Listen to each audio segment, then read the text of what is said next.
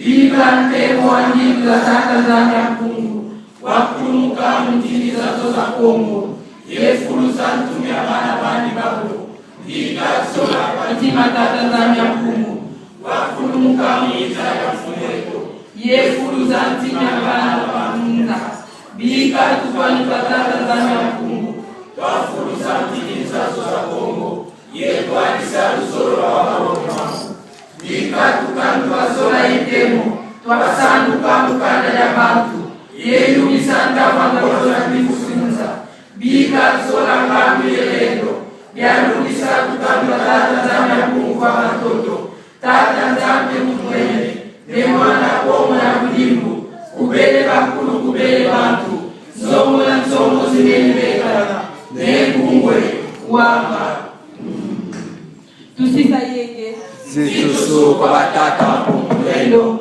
tusisilienge kumuza batata wapumpulelo batata tusalamu yenge Zitusu kwa batata wapumpulelo tusisilienge kumuza batata wapumpulelo batata tusalamu yenge Zitusu kwa batata wapumpulelo tusisilienge kumuza batata wapumpulelo batata tusalamu yenge Subaka Mikunga page 10.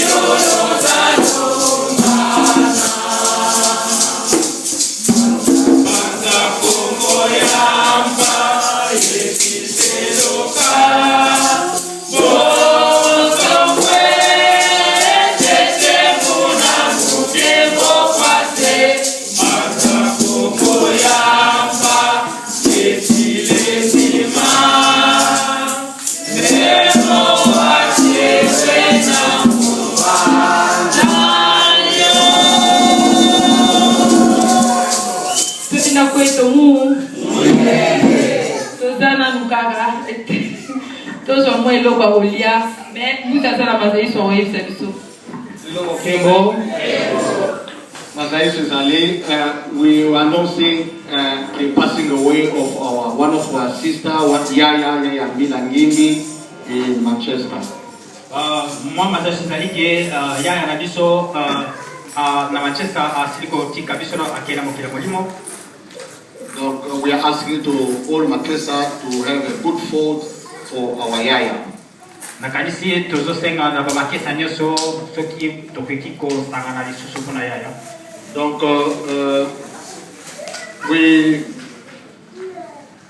the arrangement of the funeral will be announced to all Wambuta and Mayaya, so those who can have the time or the mobility to travel to Manchester. But everything will be announced in the future. Mabongisi nyonso ya funeral to matanga eko pesa mara Bambuta to bayaya nyonso nakanisi nyonso wana ekoya na mikolezo ya. Our yaya, she's a tesa of Budia Kongo, Nzila Kongo. Yaya oyo akufi azalaki kesa na biso na Nzila Kongo. We will be, everybody will be announced the arrangement in the near future. Arrangement nyonso tango bosala mutu nyonso akozala alerte to bako yebisa mutu nyonso ayeba matolo.